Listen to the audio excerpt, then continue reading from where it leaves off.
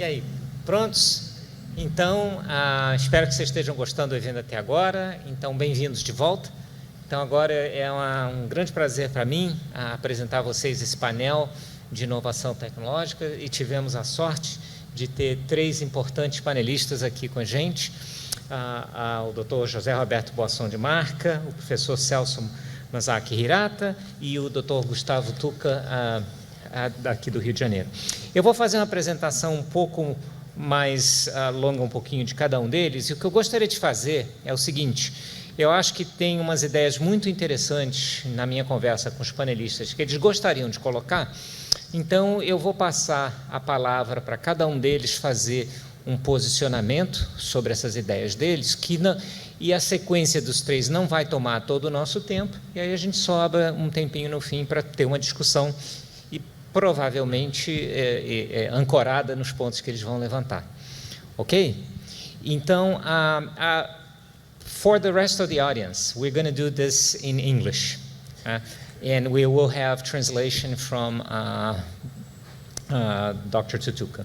So, without further ado, I would like to start with Professor José Roberto Boasson de Marca.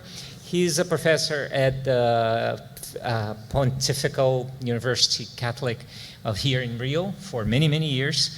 He's a well-known member of the scientific community, especially in computing and communications. He was president of the IEEE Communication Society. In fact, he was the president of the IEEE in 2014, the only person outside of the United States who actually got to be in that position. Roberto is also a member of the National Brazilian Academy of Sciences and the Brazilian Academy of Engineering. He's been a fellow of the IEEE for a long time, and he wants to bring more of a global view of technology innovation. Roberto.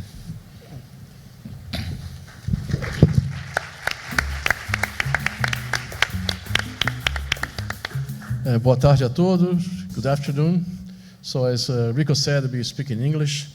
In my talk, we mostly to show my views of the problems we have and where we need to improve to become successful as a country and in cities in technology and innovation.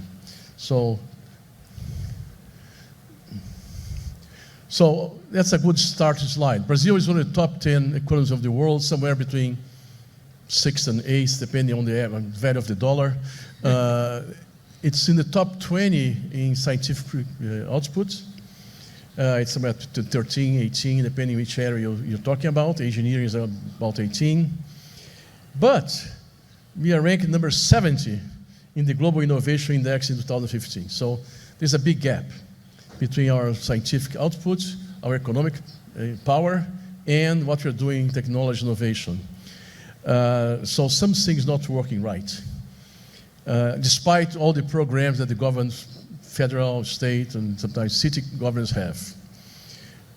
So the contribution of the technology companies to our trade surplus is very small. We do very well with corn, iron ore, agriculture in general, and not so well at all when we talk about technology. So I think, what should we do? We need to have more people working in engineering, technology, and computer. When I say engineering, I'm including computer science, computer engineering in this general group.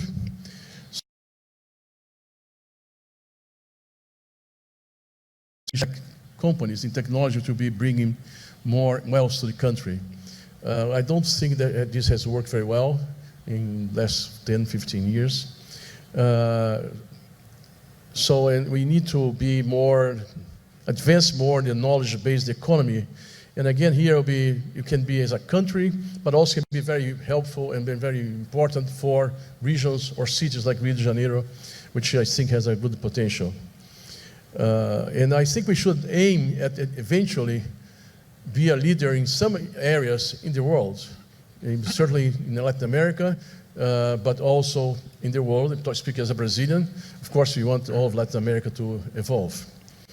And also Brazil, speaking against, taking a little bit of what was said by Paula this morning, that the mission of Microsoft is very much inclined now into social innovation to improve the quality conditions of life for people all over the world. I think Brazil could be a leader in this because we do have a lot of inequalities, which makes us, could be a good area for Brazil to become a leader. Of course, social innovation includes also problems with diseases and also the resistance to natural disasters, but that's something Brazil could take a lead.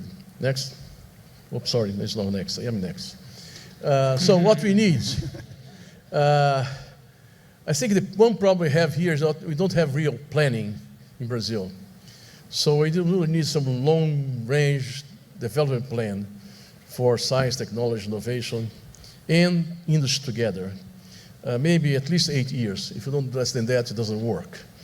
Right now, we have to invest more, a bigger portion of the GDP in science technology.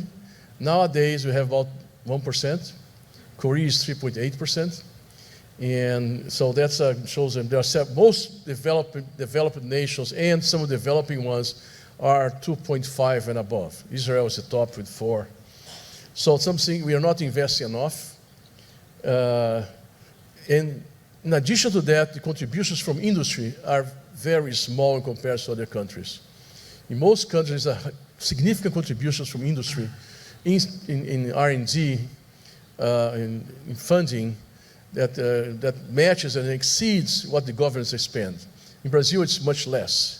So I think probably that's true also for all Latin America.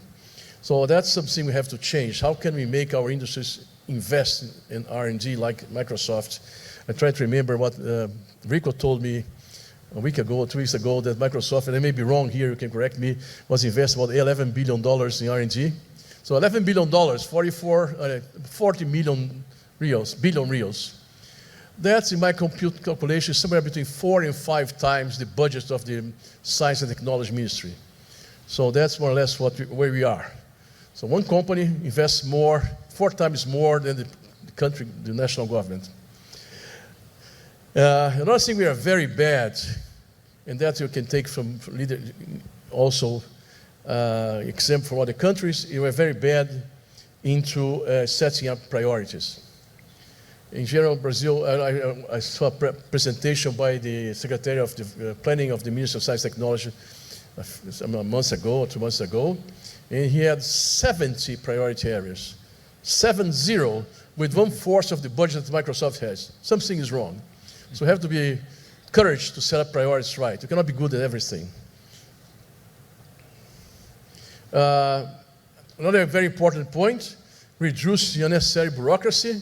In Brazil, there's a lot of paperwork for very little money. People here spend a lot of money filling forms, filling expense reports of the project, and the money is very small. Sometimes for a $5,000 project, you get hours and hours of bureaucracy. That has to stop. And one thing I think we could work very well here, it works well in other countries, is this structure of science parks, science and technology parks. As you see in Asian countries there, you take Singapore. Singapore has a population of about 7 million, so it's less than the city of Rio. GDP is about the same as the state of Rio. The budget probably is in better shape. But they have 3 science parks employing close to 30,000 engineers. Well, it's a lot. I don't think we have any place. We have the UFRJ park, but it's a much smaller in terms of people working, much less. The number of companies is small too. And you take other examples like Beijing. That, of course, is not a very good example. China is a tough comparison. But Taiwan, let's take Taiwan. Taiwan is up there in science, chief production, also electric engineering computing. They have a huge science park called Hsinchu, where they have 150,000 engineers working. So not bad.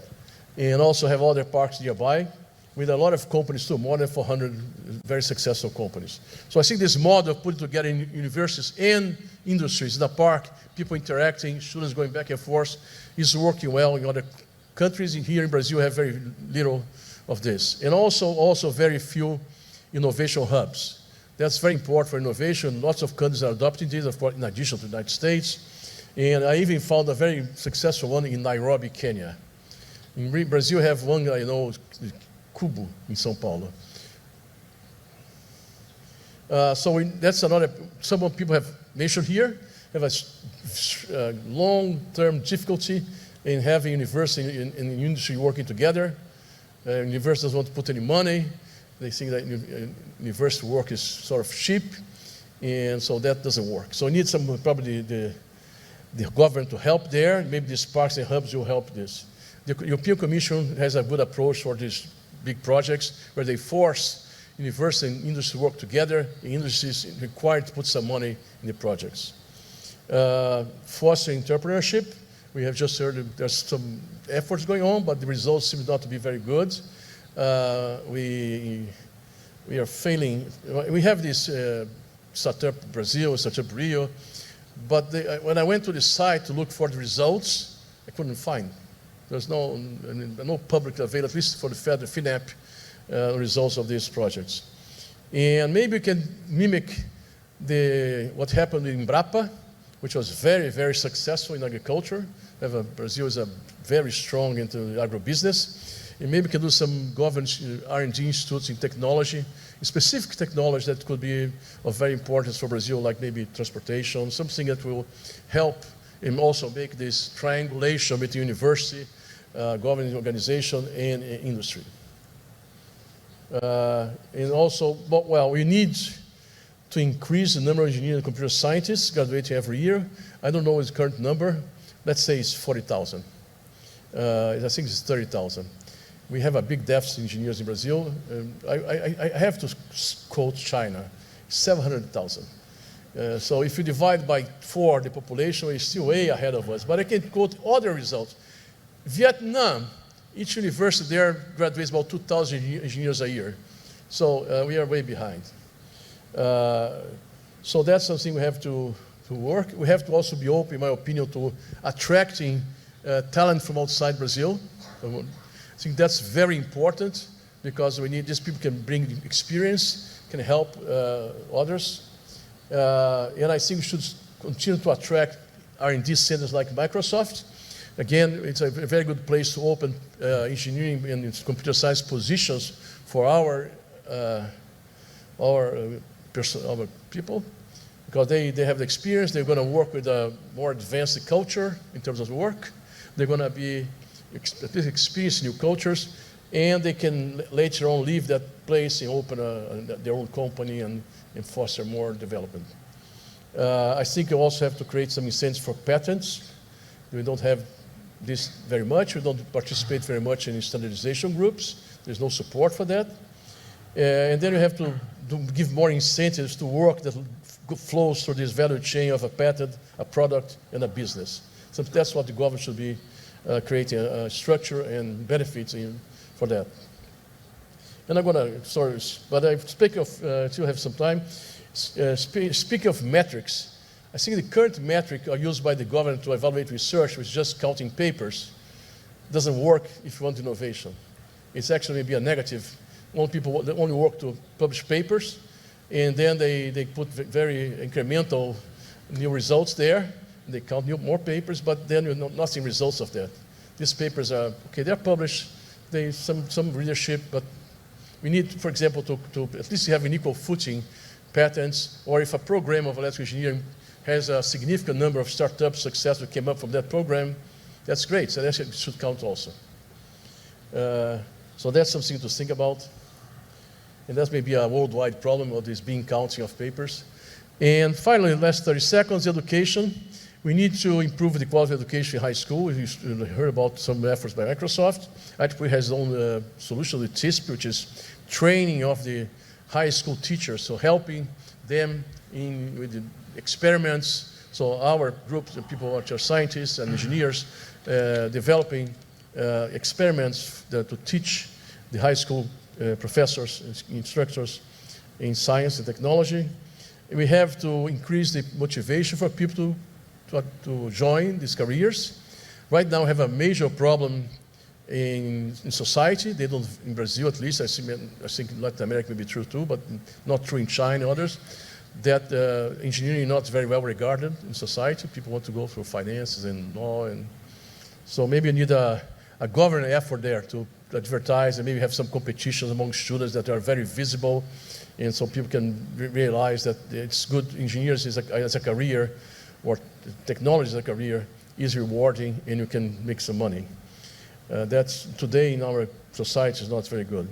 I put increased number of engineers in engineering, and I'm not being here feminist. We need more people. So if just drawing from half of the pool of people, not good. We have to draw from the whole thing. And that's what Japan now is also worried about that. There need to be more people from both genders. Mais da metade. Yeah. Mais da metade. Yeah. Mais da metade. Oh, yeah. So we have a problem here. We are not using the whole talent pool we have to attract engineers. And I think we have to invest more in continuing education, because nowadays our engineers, they graduate and they don't really have renew their knowledge along the career, and that will be very important to have more productivity out of these people. And so that's a summary, and I'm going to stop. But basically, we need a very well-conceived development plan for Brazil, take into account both the science and technology, and industrial, economic aspects together. We have to align them. But nowadays, we have one science technology plan, another one industrial plan, and they are not aligned, so they have to put them together. So I think that you need multi-year funding guarantee. That's a major problem in Brazil. You got some funding one year, don't have funding next year. And I think Rio, for example, has some good potential if the oil goes up in oil energy.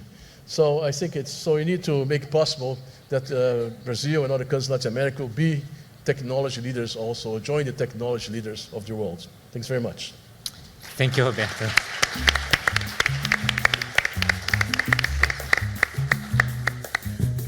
Thank you very much for your comments, Roberto. I would like also now to invite Professor Hirata.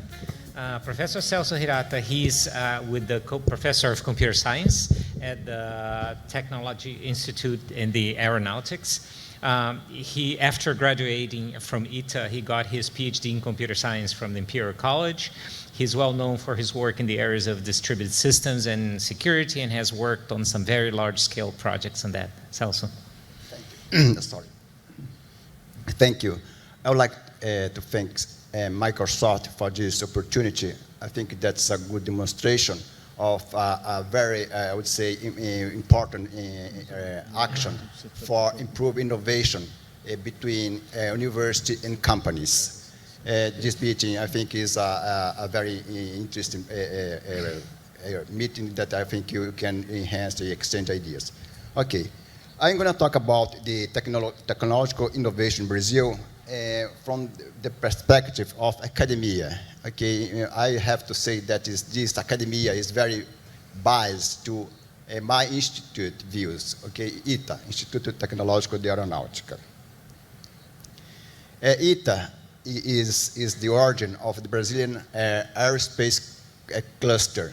I think is a history of success in an industry that is very competitive, very demanding in high tech, that employs a lot of people. The chain is very, I would say, very long and deep, okay, in terms of knowledge. The ITA is located in São José dos Campos, is between São Paulo and Rio, in São Paulo State, and you have established a center for educational, research, and development. Our goal at that time was not to build just a school, was to build an industry.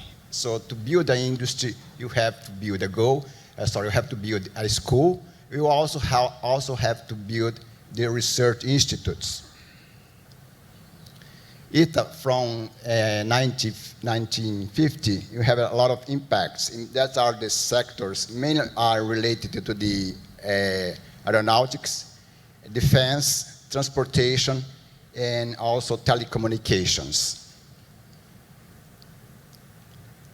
Okay, you are also known as well by our excellent students. You have a very selective examining to admit students, and the exam is very tough.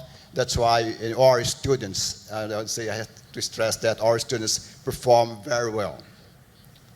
The competitions are in aero design, mathematics, rockets, and in programming as well. Okay, I think Roberto spared me for talking or delivering some numbers or some figures about innovation. I would jump most of them. So what I have to say, Brazil perhaps is I would say, the country which must invest in innovation. There are other countries, Uruguay, Argentina, and Cuba, and Chile. The investment in Brazil is low compared to other organizations for cooperation economic countries.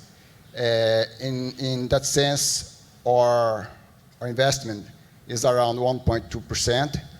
If you compare to countries like United States is 2.8 and South Korea is almost 4.3. So despite of that, you are invest very well in terms of Latin America. One of the problems that you have is that you have perhaps you graduate or you have too, the number of engineers is too low for the needs that you have. You have 2 engineers per 10,000 inhabitants. In the United States, you have 4 engineers, in France 8, in Korea you have 16. So I put this number because it's very easy to recall. São Paulo accounts for almost half of the investment in R&D in Brazil. Is the state that invests most in Brazil. And I have to say as well that 60% of the investment is private, something that characterizes the, I would say, maturity of investment in innovation. Okay, innovation in Brazil, as you can see, is characterized by contracts. I think in general, Brazilians they are very optimistic, enthusiastic adopter of technologies. They have global prominence in innovation-intensive sectors, as well as diverse as biotechnology, clean energy, and aerospace. I think Brazil has a huge potential for innovation. It faces a lot of relevant challenges.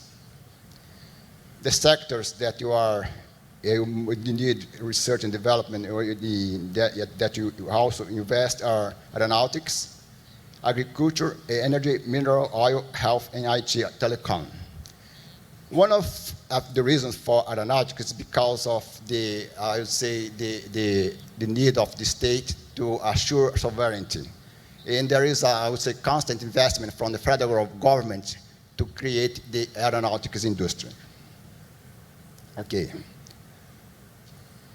I think I have to say as well that the factors of success for innovation they have to consider, you have 4 skills: creativity, drive, infrastructure. Okay, Brazil, I think you have a very good skills in very good universities. The Brazilians are, in my opinion, they are very creative. I think you can note that in many areas, or in cultural areas. And the country as well is a continental country.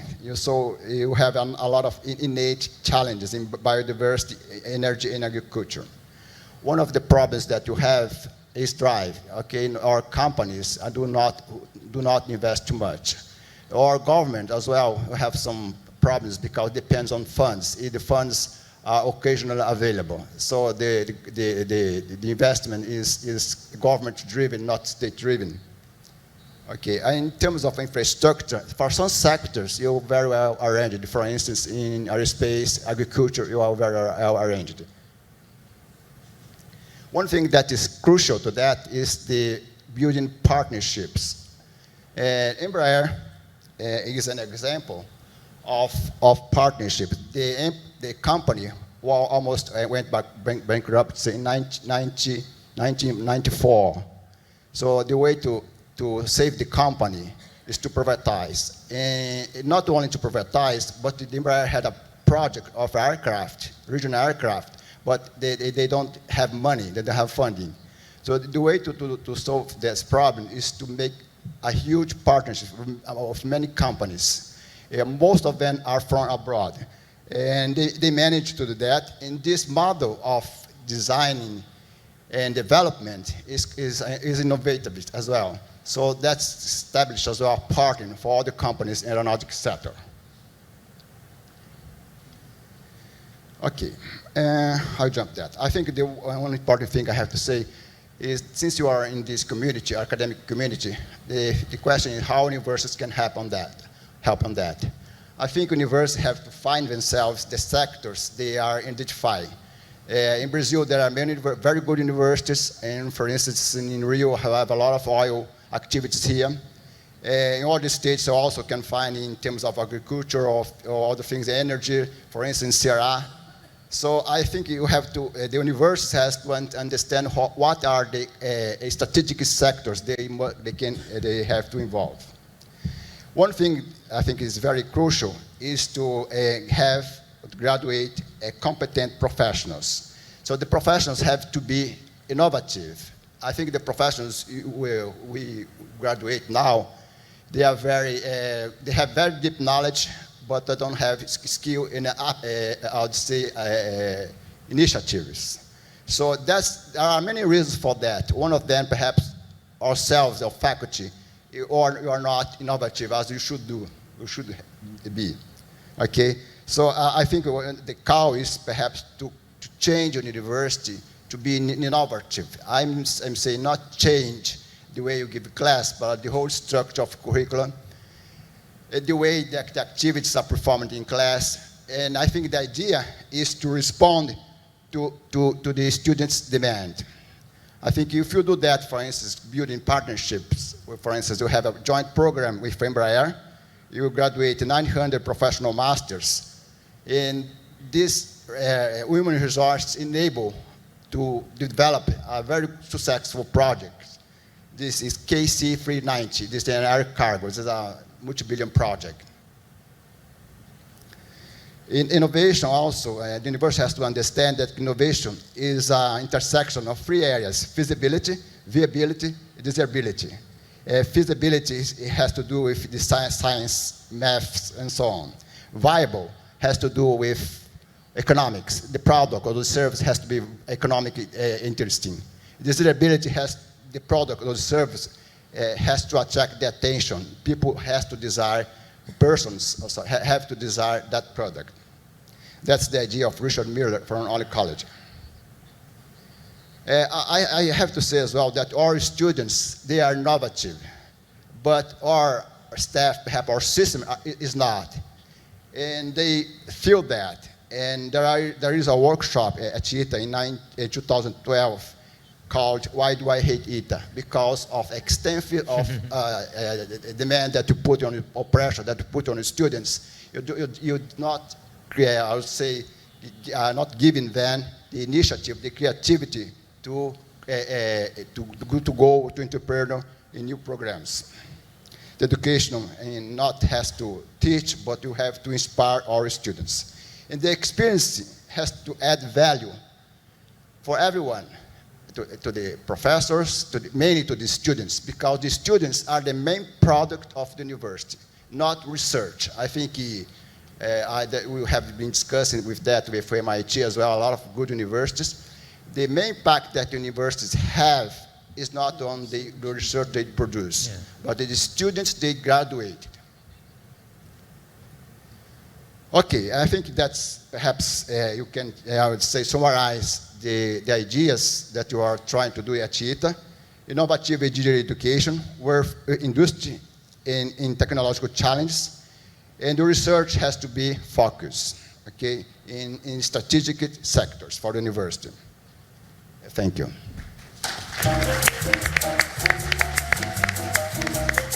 Thank you for our remarks, Celso.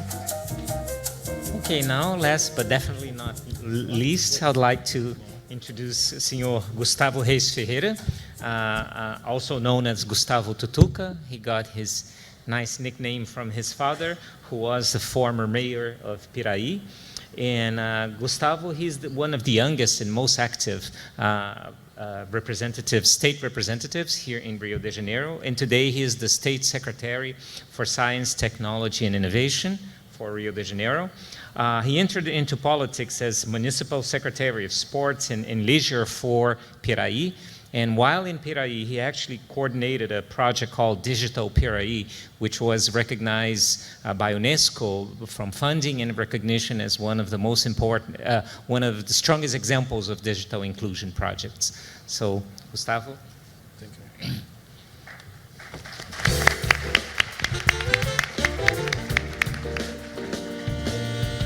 Bem, uma boa tarde a todos. Agradecer essa oportunidade.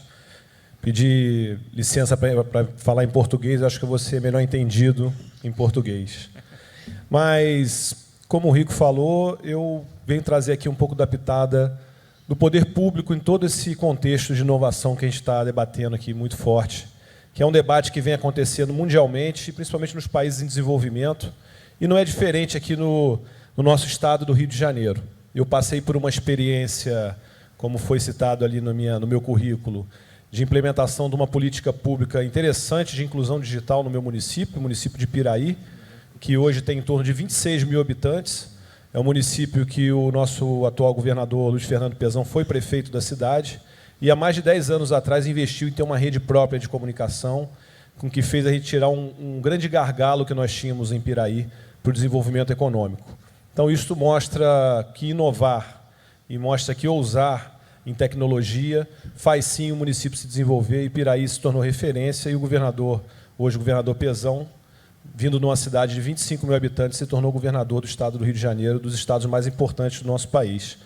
Então, eu bebi muito daquela fonte, sou profissional da área de TI, acompanhei de perto a transformação na nossa cidade. Apesar de ter passado bom tempo aqui na capital estudando e trabalhando, tive a oportunidade de retornar ao meu município pelo desenvolvimento econômico que a tecnologia levou ao município de Piraí. Depois participamos da implementação do Piraí Digital, da implementação do programa de um computador por aluno. Hoje, toda a rede municipal de educação de Piraí tem lá o aluno um laptop conectado à internet em banda larga para fazer os seus estudos.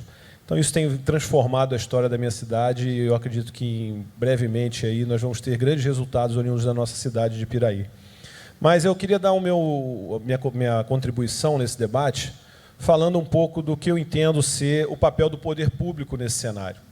Nós estamos aqui no Rio de Janeiro passando por um momento de crise econômica, fiscal no Estado, não só no governo do Estado, mas em toda a economia, e tem tudo a ver com o que nós estamos debatendo aqui.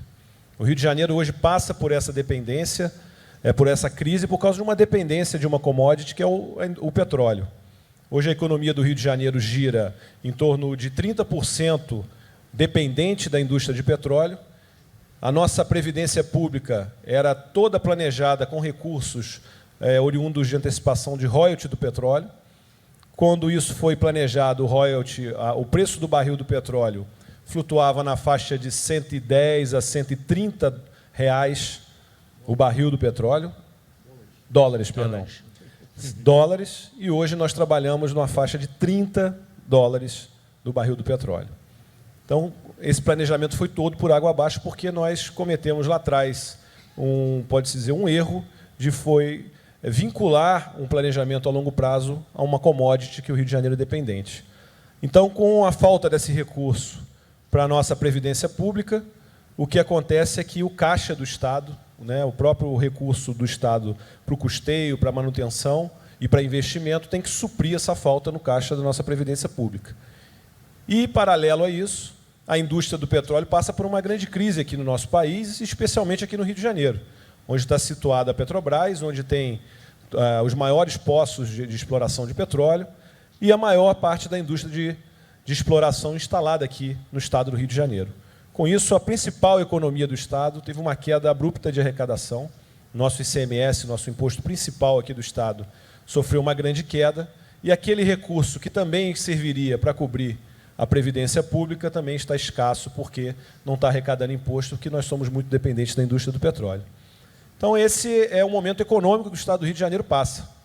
O nosso déficit fiscal do governo do estado, de um orçamento de 80 bilhões de reais, nós temos aí um déficit previsto para esse ano de em torno de 20 bilhões de reais. E já conseguimos vencer no ano passado um déficit de 19. Então, a gente já vai em 2 anos para próximo de 40 bilhões de reais de déficit orçamentário por ficar dependente exclusivamente de uma commodity. Mas muitos chegam agora nesse momento e falam, mas não poderia ficar dependente, não deveria, isso foi um erro. Mas também é inimaginável você ter uma riqueza dessa aqui no nosso território e não explorar economicamente essa riqueza. Então, o Estado fez o seu trabalho de dar sustentação à exploração dessa riqueza, mas também investiu em outras áreas. Também investiu na inovação e na atração de investimentos em outras áreas. O Rio de Janeiro está prestes a se tornar o segundo mercado automotivo do nosso país, com a indústria automotiva se instalando ali na região das Agulhas Negras. O Estado do Rio de Janeiro tem uma vocação natural para a indústria de tecnologia da informação e comunicação. Aqui nós temos, foi o berço da tecnologia da informação, foi o berço da internet no nosso país, e a gente foi perdendo esse protagonismo ao longo dos anos. Então nós temos sim hoje um número de universidades e cursos afins a essa área muito bem instalados aqui no Estado, e o nosso desafio é virar esses cursos ou preparar esses cursos para a nova realidade do mercado. Então nós temos que trabalhar assim para as universidades se adequarem ao que o mercado está preparando. E o Estado tem feito isso nas suas universidades e fomentando isso nas outras universidades públicas e privadas aqui do Estado. E um grande salto que nós tivemos na área de pesquisa, o professor Boasson relatou aqui o número que nós só investimos 1% do nosso orçamento hoje em ciência e tecnologia. O que fez com que o Rio de Janeiro fosse hoje o Estado que mais atraísse centros de pesquisa para o seu território em todo o país, uma maioria esmagadora dos centros de pesquisa vieram para o Rio de Janeiro, porque a qualidade das nossas universidades melhorou, né, e nós criamos todo um ambiente propício a esse ambiente de inovação, principalmente com o Parque Tecnológico do Fundão, ligado à Universidade Federal do Rio de Janeiro, puxando esse movimento de centros de pesquisa se instalarem aqui no Rio de Janeiro. Mas isso não caiu do céu. Isso foi um trabalho de mudança cultural na universidade. Isso teve um investimento pesado público. Desde 2007, no início do governo do então governador Sérgio Cabral, o Estado do Rio de Janeiro tomou uma atitude, uma medida, o governo do Estado, de simplesmente cumprir a sua Constituição e investir 2% em ciência e tecnologia e inovação através da FAPERJ, que é a nossa Fundação de Amparo à Pesquisa.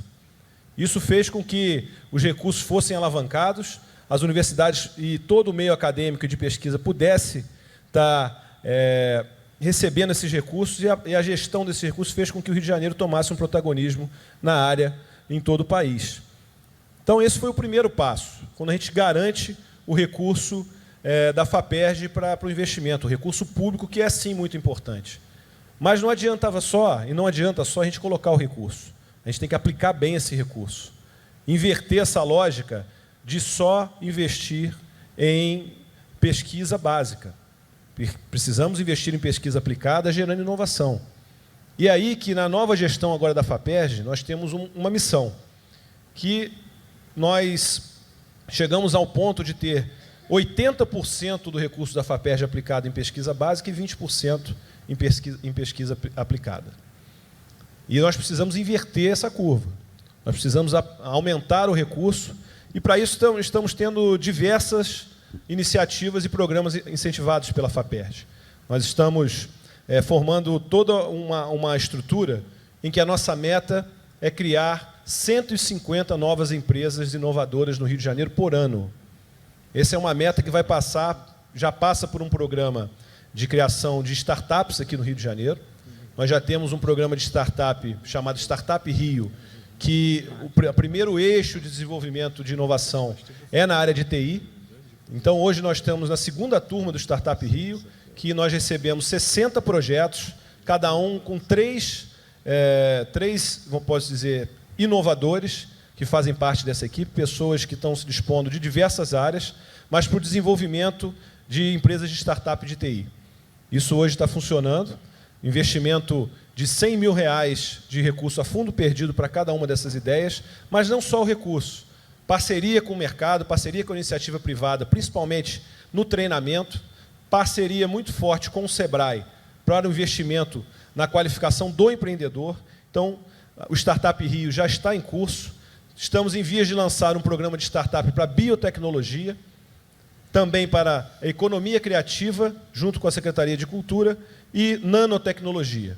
Essas são novas vocações que nós identificamos no Rio de Janeiro além das indústrias que já são tradicionais aqui do nosso estado, ligados à indústria do petróleo, siderurgia e, como eu já citei, da indústria automotiva. Então, esse é uma das metas que a gente tem, porque a nossa missão, que foi passada pelo governador, é de pensar o Rio de Janeiro maior do que o petróleo. É isso que nós precisamos nos tornar. Utilizar, sim, da riqueza do petróleo, utilizar da indústria do petróleo vindo para cá.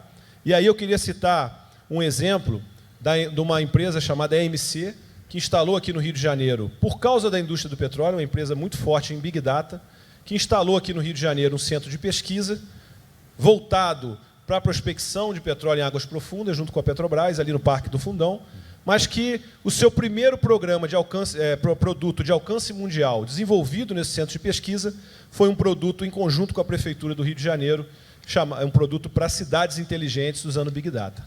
Então, a indústria do petróleo atraiu uma grande empresa de pesquisa e desenvolveu um projeto que vai ser aplicado em todo o mundo, que não é na área de petróleo.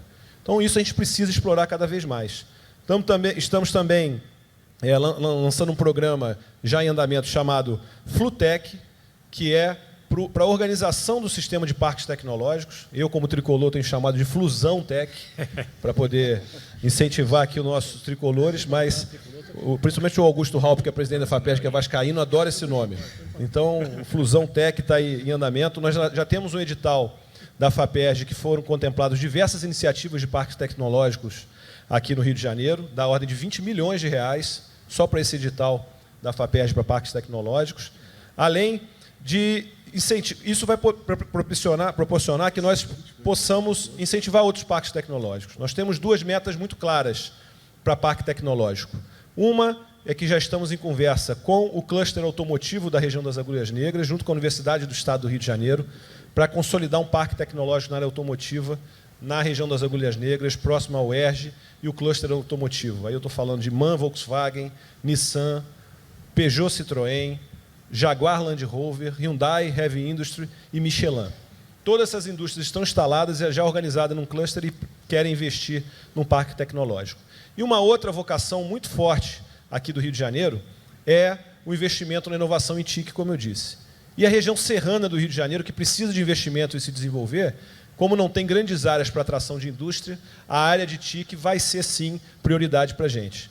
Hoje nós temos instalado em Petrópolis o maior supercomputador da América Latina, junto ao LNCC, o Laboratório Nacional de Computação Científica. Um grande investimento feito pelo governo federal e que nós aqui precisamos criar as condições agora para esse supercomputador, esse grande recurso ali instalado, possa gerar inovação, não só pesquisa básica aqui no nosso estado. Então, estamos conectados com essas iniciativas, com um grande número de universidades instaladas em Petrópolis para essa área de TIC, conectar lá a indústria local, também já bem desenvolvida, para a gente possa desenvolver um parque tecnológico na área de TIC em Petrópolis.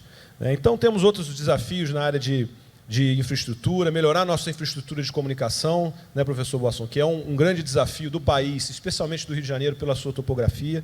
Né, apesar de ser um estado pequeno, de uma topografia muito acidentada e a economia, o desenvolvimento demográfico muito diferenciado, a gente precisa investir muito nisso.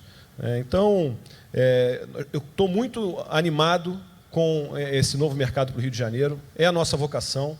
É prioridade para o Estado do Rio de Janeiro desenvolver inovação tecnológica, conectar as universidades com as empresas, isso é o que a gente tem feito. Eu classifico a Secretaria de Estado de Ciência, Tecnologia e Inovação como um grande articulador das áreas, e é o que a gente tem procurado fazer. Porque, no nosso entendimento, o que o governo tem que fazer primeiro é não atrapalhar. Toda essa burocracia que foi explicitada aqui, a primeira coisa que a gente procura fazer é diminuir a burocracia, que já vai ser uma grande ajuda para o mercado. E a gente procura fazer isso aqui no nosso trabalho, que já não atrapalhar e trabalhando no fomento a esses outros polos de desenvolvimento. Fomentando NITs lá junto à FAPERJ, incubadoras, todo esse setor que precisa se desenvolver. Então, mesmo com toda a instabilidade política que passa o país, nós tivemos diversas mudanças de ministro da área há pouco tempo, tivemos uma incorporação agora ao Ministério da Ciência e Tecnologia com comunicações, que pode ser interessante, nós precisamos avaliar ainda isso, é mais uma missão, mas pode ser interessante. Então, a gente precisa, de ter, como toda a área, uma certa segurança para o investimento e para o desenvolvimento. E a gente espera que, com um novo governo, a gente possa ter essa segurança para o desenvolvimento da ciência e tecnologia e principalmente do produto de estudo que é a inovação no nosso país, especialmente aqui no nosso estado. Então, obrigado pela oportunidade, estamos aqui à disposição agora para o debate. Obrigado, bom dia. Boa tarde. Muito obrigado, Gustavo. Well, many thanks to our panelists for your succinct introductory remarks. And we definitely have time to have a good conversation, including a conversation with you in the audience. But as the panel chair, I will reserve the right to start. So, in particular, I would like to ask a question to Tuca. And for his benefit, I will do so in Portuguese. Gustavo, em primeiro lugar, parabéns por todos os esforços que você tem feito pelo desenvolvimento da ciência e tecnologia. A Microsoft é um exemplo de por que nós escolhemos o Rio de Janeiro para colocar os nossos times de R&D, e em parte pelos fatores que você falou. E é claro que com a sua formação de IT e com a sua preocupação natural de um impacto social, você mostrou vários exemplos. Então, uma curiosidade que nós temos, imagino que a audiência tenha, você falou exemplos, por exemplo, de inclusão digital, um laptop por estudante. E como é que você vê, por exemplo, as oportunidades de tecnologias que estão vindo, como, por exemplo, como nós conversamos sobre cloud computing, a computação da nuvem. Como que você vê essa tecnologia sendo uma ferramenta para decision makers, né, como você, poder amplificar esse impacto? Olha, Rick, primeiro eu queria dizer que o setor público tem que investir cada vez mais na popularização da tecnologia, porque senão nós vamos aumentar, principalmente num país em desenvolvimento como o nosso, o abismo que nós temos entre as camadas sociais. Apesar de hoje nós encontrarmos equipamentos na mão de muita gente, de baixa renda e tudo, mas a gente precisa incentivar cada vez mais isso, porque isso vai fomentar a indústria e vai fazer com que o conhecimento não fique tão distante. Principalmente nessa questão da nuvem, o que eu percebo hoje em dia é que a nuvem está entrando na nossa vida sem a gente perceber. As pessoas que são leigas a toda a tecnologia que é aplicada, ela não percebe que você já está na nuvem. Isso é que acontece, na verdade. Quando você, no seu smartphone, tem uma agenda que entra no seu tablet ao mesmo tempo, as pessoas não entendem que isso é por causa de nuvem. Então, tem uma estrutura muito grande. Então, primeiro, eu entendo como um movimento irreversível.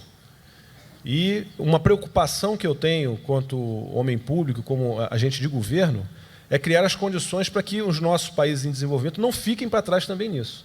Porque a gente precisa de infraestrutura, um investimento muito forte em infraestrutura, para que isso funcione de maneira satisfatória. E com a infraestrutura que nós temos hoje, a gente não consegue funcionar já com as aplicações que estão colocadas no mercado. Então, nós estamos já um tempo atrás. Então, eu entendo como é irreversível. Isso vem baratear, muitas das vezes, os custos que a operação traz para o poder público, que o recurso no poder público é sempre escasso, está sempre faltando. Então, essas soluções em nuvem podem, sim, dar um novo horizonte, que a gente não precisa fazer um investimento muito grande em equipamentos, vamos fazer em capex de investimento, mas, sim, na operação. A gente contratar serviços de acordo com a nossa demanda. Um exemplo clássico que eu tenho aqui no Rio de Janeiro é que eu tenho 2 servidores dedicados à matrícula online dos alunos da rede estadual, no Proderj, que são utilizadas 2 vezes por ano. Em todo momento da nossa matrícula é um momento de tensão, um momento crítico. E sempre existe um problema.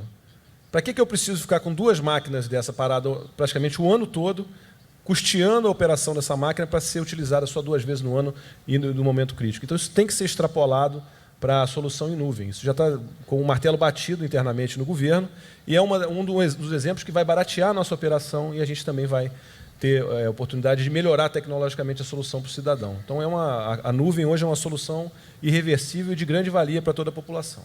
Ótimo, muito obrigado. Concordamos com você. Gostaria, então, de abrir para a audiência perguntas que vocês tenham, sejam para os panelistas genericamente ou para algum deles em particular. Então, just remember that it's okay to continue in English since the presentations were in English. So, if you have questions in English, we would prefer. Yes, thank you. Thanks a lot for the 3 presentations. This question is for the first speaker, Dr. Roberto.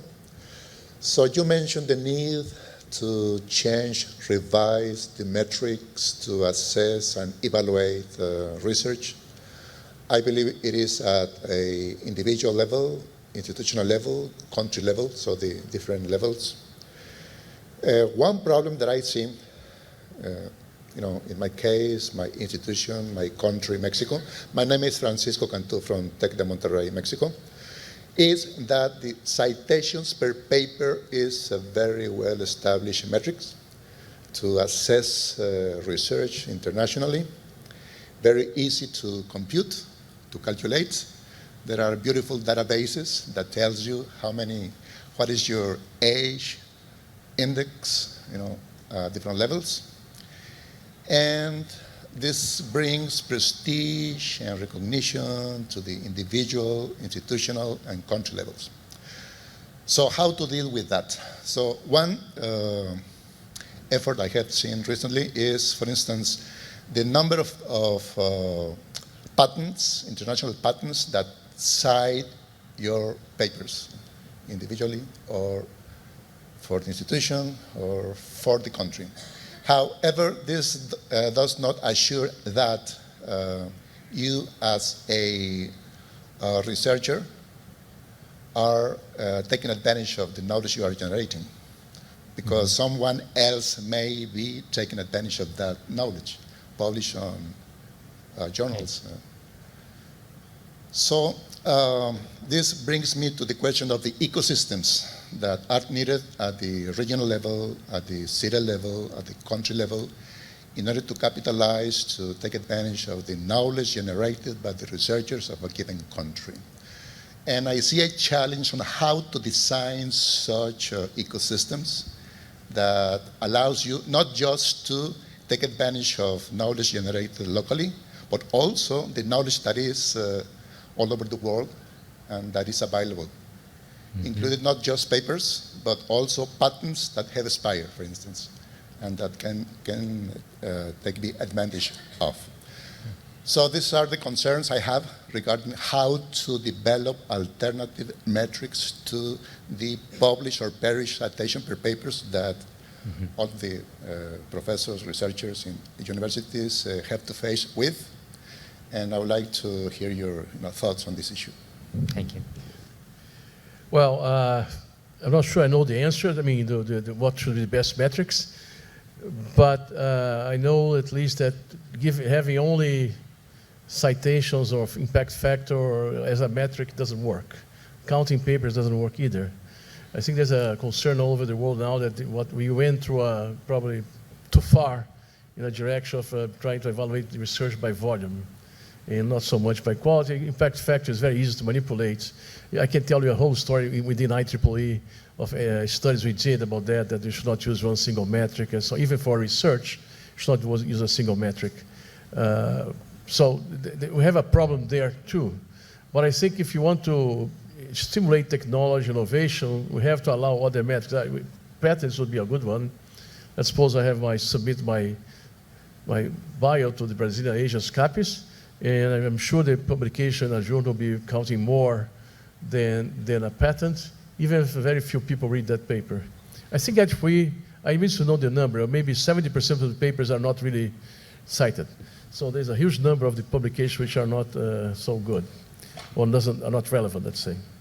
And so I think we have patents will be one, maybe this startup a success for a program could be another one, those are not for the individual. So we have to have different metrics for individual, and for a program, and for a university. You cannot use the same thing. It's true also you cannot have the same metric for evaluating a journal as well as the same metric for individual paper. It should be different. So these things have to be discussed, but somehow we went into this path and we are having a difficult time to getting out of it. Although several researchers in the world, they say now that we cannot continue it. Even when they sit in a panel of evaluation, they use the metrics they don't believe. So we have to, and also this, in my opinion, is not good even for research. I think it's leading to research with less relevance, more incremental. So we have to find. Italy did a different thing, at least for the research side, which is really going to reading the papers and getting people evaluations of individual papers 5 or 6 that you say are your best papers, and then evaluate the candidates according to that particular evaluation of your individual papers. It takes a lot of time, takes years. It works better. But I don't think that's also good for innovation technology. We have to devise, I don't know the answers. We described a few here. Maybe there are other, maybe for a program, the collaboration with the industry, successful collaboration of going to products. Things of this sort should be taken into account. For engineering, this should be taken into account. For science, it's a different story. So, but I don't want to, we must have a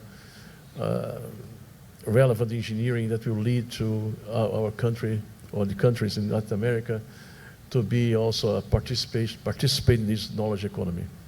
Thank you, Roberto. Do you have another question? One back Yes. there.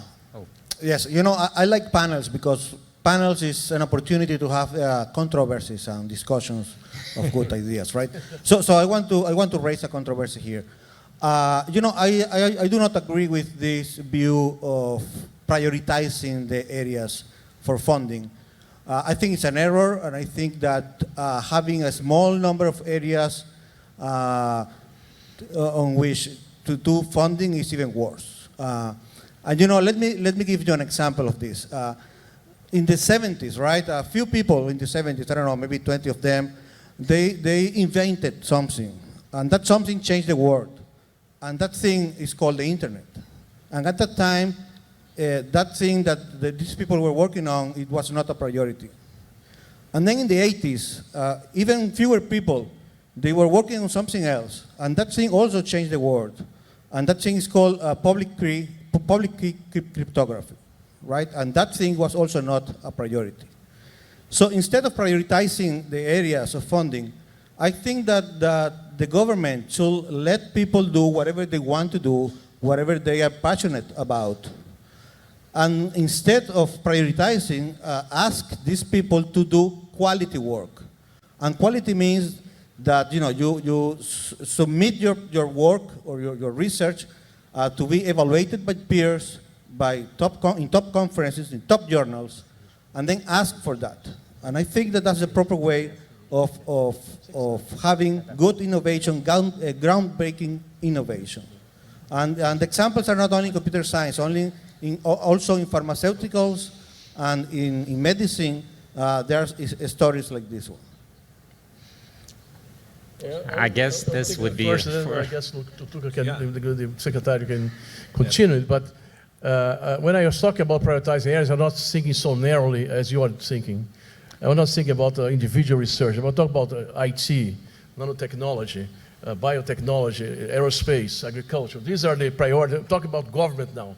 Have federal government, state government. So these are bigger description of priorities. Of course, inside the priorities, you can have some freedom, like the blue sky that Enrico mentioned. You can have different levels. We want to always have quality, that's for sure.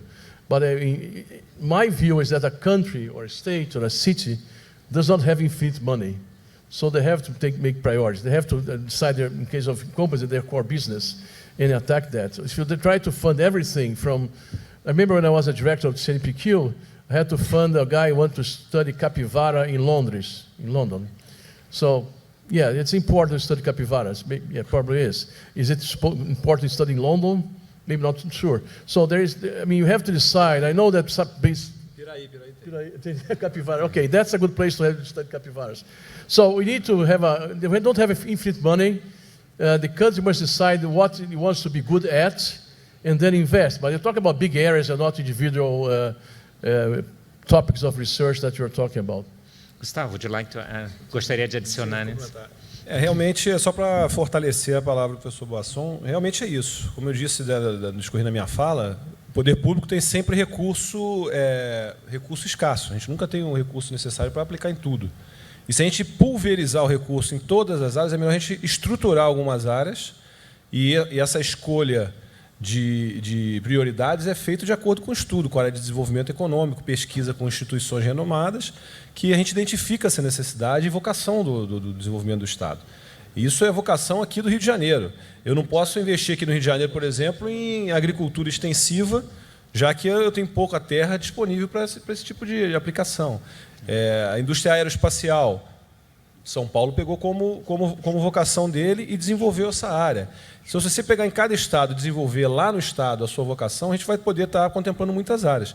E também não quer dizer que nós vamos deixar de aplicar em outras áreas. Se chegar um bom projeto para ser incentivado em outras áreas, vai receber a atenção necessária. Mas o foco, o planejamento tem que ser, que foi uma palavra utilizada também nas apresentações aqui, o planejamento tem que ser feito em alguns eixos de desenvolvimento, senão recurso, nós não vamos chegar ao final em nenhuma das ações. E, geralmente, no setor público, muitas das vezes isso acontece. Você começa e não termina. Então, se a gente não der foco, nós não vamos chegar até o final. Esse é o nosso entendimento aqui do governo do Estado. Obrigado. Professor Hirata, we'd like to hear your view on that. Yeah, I would like just to add, because I mean, this prioritization, I think, is a very relevant discussion. But as the many colleagues said, you have limited budget. Yeah, you cannot put our money in everything.